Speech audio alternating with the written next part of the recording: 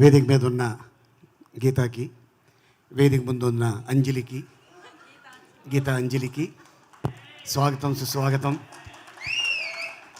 అలాగే మరి ఈ గీతాంజలిని ఆస్వాదించడానికి 10 years బ్యాక్ కొంతమంది గెస్టులు వస్తే ఆఫ్టర్ 10 years తర్వాత మళ్ళీ ఈ రోజున ఇంతమంది డైరెక్టర్లు రావటం, మా గోపి, అలాగే బాబీ, అలాగే మా బుచ్చిగారు, అలాగే మా మచ్చ రవి, ఇక చాలామంది గెస్టులు, అలాగే శ్రీ విష్ణు కూడా, తను లక్కీ హ్యాండు, గోల్డెన్ హ్యాండు, అలాగే మా మ్యూజిక్ డైరెక్టర్, మా డైరెక్టర్ అమెరికా నుంచి ఎక్స్పోర్ట్ అయ్యాడు అబ్బాయి, నవనవలు ఆడుతున్నాడు ఇప్పుడే. తను ఫస్ట్ డే కలవగానే అనే అయిపోయిన తర్వాత మాట్లాడుకుందాం.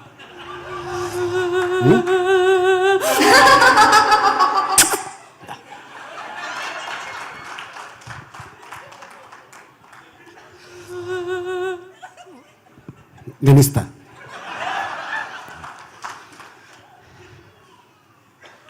నేను నిజంగానే మా నాన్నగారు టైలరు, బట్టలు కుట్టి పలానా వీధిలో పలానా వెంకట్రావు గారు ఉంటారు, ఇచ్చేసి వచ్చారా అనేవాడు.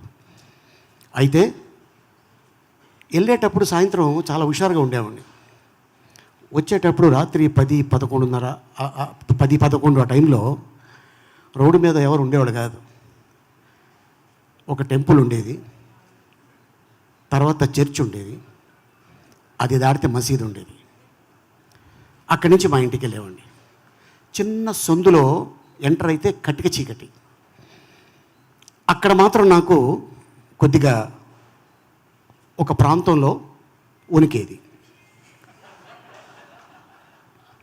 అయిన పర్లా టెంపుల్ దాటి వచ్చా, చర్చ్ దాటి వచ్చా, మసీదు దాటి వచ్చా, నన్ను ఎవరు ఏమీ చేయలేరు, అంత ధైర్యంగా ఉండేవాడిని. చిన్న వయసులోనే చెన్నై వెళ్ళిపోయి లైఫ్ లీడ్ చేసినోడిని. అక్కడే అంత ధైర్యంగా ఉన్నా. ఇద్దరు కాదు 10 మంది వచ్చిన ఇలాగే ఉంటా. ఈ సినిమా కోన వెంకట్ తను చెప్పగానే, భయ్యా మనం పార్ట్ 2 తీస్తున్నాం, ఒక అద్భుతమైన కథ అనుకుంటున్నా అనగానే, వెరీ గుడ్ భయ్యా, సేమ్ క్రూ అన్నా. సేమ్ క్రూ అన్నాడు. ఓకే, సో హైదరాబాద్లో షూట్ చేసాం, ఆ తర్వాత ఊటీలో షూటింగ్ చేసాం, ఆ తర్వాత మళ్ళీ ఇక్కడ వచ్చాం. ఎప్పుడు స్టార్ట్ చేశారు, ఎప్పుడు ఫినిష్ చేశారు అనేది నిజంగా ఇది మాత్రం మిరాకిల్. డబ్బింగ్ చెప్పా విత్ యువర్ పర్మిషన్, ఓకేనా? ఆ డైలాగ్ చెప్పానా? ఏయ్, నువ్వు మణిరత్నం గీతాంజలి కాదే, కోన వెంకట గీతాంజలివి, దయ్యలా పట్టుకున్నావు కదే. ఇది డైలాగ్ స్పాట్లో చెప్పడం, నిన్న డబ్బింగ్ థియేటర్లో చెప్పడం, అండ్ అలాగే సీను నిజంగా ఇందాక అన్న కోణం ఇక్కడ చెప్పినప్పుడు, ఆర్టిస్ట్గా బిజీగా ఉన్నప్పుడు ఒక డైరెక్టర్ని చేయి పట్టుకొని ఒక సంఖలో ఫైల్ పెట్టుకొని ఆఫీసులు తిరిగేవాడు. ఏంట్రా అంటే, అన్న ఒక అద్భుతమైన కథ ఉంది, అన్న ఒక అద్భుతమైన కథ ఉంది అన్నాడు. ఏంటి ఇంత తపన పడుతున్నాడు పాప వీడు, ఎవరైనా మంచి నిర్మాత దొరికితే బాగుండేది అనుకున్నా. కరెక్ట్గా ఆ టైంలో చూసారా, మనిషి అంటే భగవంతుడు మనిషి రూపంలో పంపిస్తాడు, అలా కోణ రూపంలో పంపించాడు శ్రీనివాస్ రెడ్డి కోసం. అలాగే ఎంబీవి సత్యనారాయణ గారు ఆయన నిర్మాతగా, తను రైటర్గా, హీరోయిన్ని, అంత బిజీగా ఉన్న హీరోయిన్ని తీసుకొచ్చి తను చేయటం. ఏంటో ఫస్ట్ సినిమా మనం కలిసి చేసాం ఫోటో, ఆ తర్వాత మసాలా సినిమా చేసాం, ఆ తర్వాత గీతాంజలి చేసాం, బలుపు చేసాం, మళ్ళీ ఇప్పుడు ఈ గీతాంజలి 2 చేసాం. ఒక నిర్మాతకి ఎస్ అన్నీ హిట్టే. అయితే ఒక నిర్మాతకు కానీ, ఒక డైరెక్టర్కి కానీ ఒక సినిమా హిట్ అయితే ఒక 100 మంది టెక్నీషియన్స్ 3 నెలల పాటు ఫుడ్ తింటారు.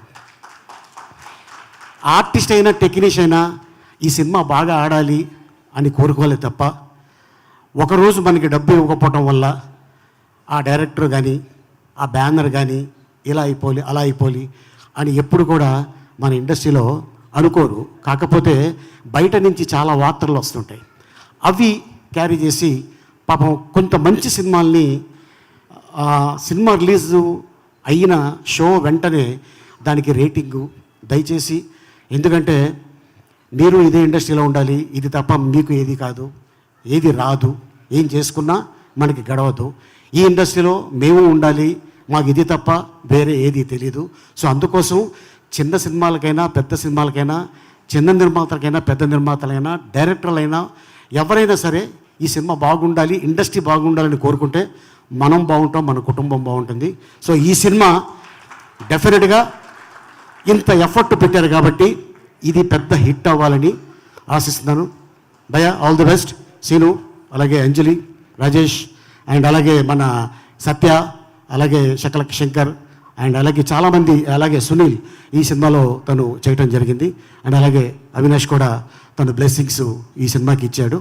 And thank you so much. Thank you Geetha. Thank you Ali garu, thank you so much. ఏదో మర్చిపోయినట్టున్నారు. సారీ, ఇందాక